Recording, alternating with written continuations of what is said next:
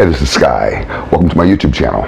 It's bright and early daily discipline, mind, body, and soul. This is how we get through Tuesday. Hope you guys are staying on your program. Hope you guys are being productive.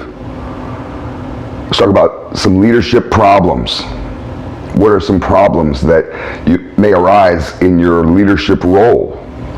Whether it's being father or boss, or whatever your capacity is. Well, I got a list of about 3 or 4 things. Let's go down them and see if we can make sense of this stuff, just philosophize on it. Some of you guys have been in leadership roles for a long time, and you may know about this stuff a lot. So let's talk about bad actors.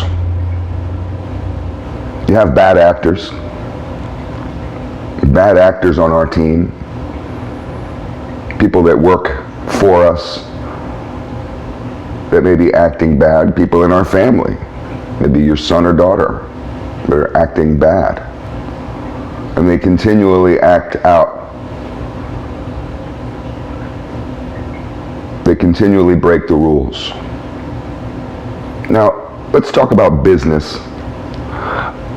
A bad actor, say if you have an employee that's a bad actor, and they're continually getting in trouble, breaking rules. They may not necessarily be a bad employee. They may be one of your best employees. And it can be hard to fire that person because they're so productive, they do such a great job. They're like Michael Jordan out there on the factory floor or whatever kind of business you have. And it makes it really difficult to get rid of a person like that. Yeah, they break the rules. That person's real naughty or a real rebel. But he's really talented. Someone like that can be appealed to. You have to talk to them. You have to communicate with them, build a relationship with them. Try and understand what their motivations are. Try and understand why they're doing what they're doing. And once you get down to it, like Sherlock Holmes, once you finally find the needle in that haystack, you can remove it. You can easily solve that problem. You can easily turn a bad actor into a good actor with building that type of relationship. So bad actors are a problem, and they have to be addressed. But I don't think bad actors always have to be fired or banished from our kingdom. You could probably relate this to your family. You may have a teenage son who's a bad actor, but he's brilliant. He's a good person. But he's continually acting like a little knucklehead, and you can solve that by building more of a relationship, getting down to the bottom of it, of what's going on. The next type of leadership problem that we run into is disrespect from people on our team. You may have someone who's disrespectful, constantly making comments, shooting little arrows at you, just kind of messing with you, prodding you, testing you, pushing their boundaries. And you can tell they don't really respect you. They're just there. Those types of people can be a real problem, especially for morale. When someone like that exists in your office, they can really bring down the vibe. And they can turn people against you. So it's good to identify those types of people, separate them, have a meeting with them. Again, it's communication, and get to the bottom of what this disrespect is about. If they're able to communicate honestly and openly with you, you may find out that it's just some sort of resentment from a past issue. Maybe a little bit of jealousy that they don't have your job or whatever, and you can solve, that kind of thing can be easily solved. But if they're just a dick, some people are just dicks. Maybe they just don't like you because of what side of town you live on. Maybe they're racist. Who knows? Maybe they don't like your politics. Maybe they're just jerks. And sometimes people are just jerks.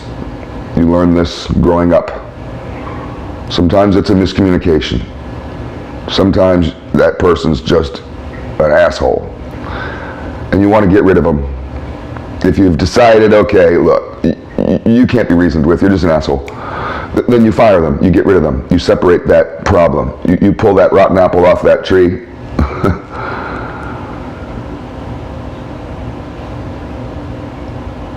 You have some types of employees that are just really resistant to any kind of change, resistant to any kind of work, resistant to showing up to work on time, resistant. It's like they're fighting the whole operation. They're not really hard workers. To get them to have a good 4-hour work period before you go to the bathroom or take a break, I just want to see you working hard for a few hours. When I look over in your way, I want to see you busting your ass. And this type of person isn't doing that. They're resistant to that. They're resistant to the whole operation. And you can sense this, a pattern of this type of behavior. It may stick out like a weed in the garden on one, but you'll realize, wait a minute, there's a lot of those. And this person is continually acting this way. I think just like the disrespectful person, you can have a meeting with them, get down to the bottom of what's going on with them. If you can't smooth out those wrinkles, then they may need to explore other opportunities, go find another job somewhere. And you can explain very clearly, this is how the culture is at this business, and if you can't get into it, if you're resistant to this continually and you're just not getting it, then maybe you need to go somewhere else. Maybe you don't fit in. The last area, there may be others, and some of you guys that have been in management or in leadership roles in various ways can add to this list, but let's talk about insubordination. You military guys know about that. That's a military word, right? Insubordination, to be insubordinate.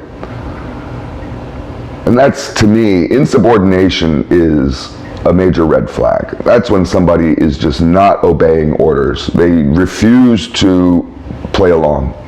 They outright just say, I'm not doing that.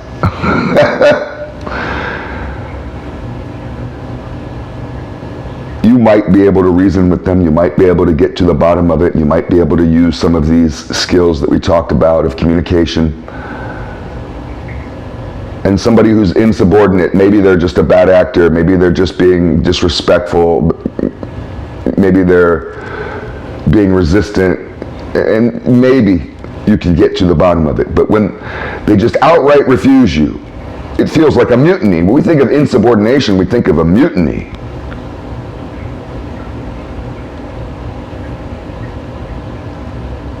And you may have to get rid of that person immediately.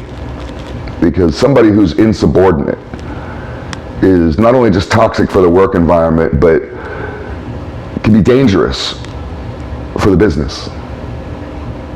And the same in the family. It can tear a family apart. You know, you have to establish a pecking order, and you have to be able to be the boss. And sometimes these things happen, these problems arise because a boss fails to hold his leadership role. I had this happen to me once where I became really close buddies, bros, hangout buddies, like we hung out on the weekends and shit, with a couple of my employees at a job that I had. And when it came time to be the boss and to do what bosses do, tell a guy to get back to work when he's slacking off. Oh, the pushback. Because we're just bros. Oh, what's the big deal, bro? So there's those problems. But insubordination, I think, really, when you run across, let's just stick with the business model, you can transfer any of this into the family. But when you run across somebody who's insubordinate, they have to be dealt with immediately. Now, you don't have to fire them. Doesn't mean you have to kick them out. Doesn't have to be all or nothing. But it might be. When they refuse an order, this happens in the military. If a soldier refuses an order, no sir, I won't do it. Well, then you go back to the base and we will deal with you, and you're not allowed to be a part of this team until we can get past this. It's a real big problem. So that's just a little conversation on leadership problems. What can happen in your leadership role? Every leader runs into these things. It's good to be aware of it, and it's good to have tools in your toolkit to deal with any of these types of issues. Food for thought.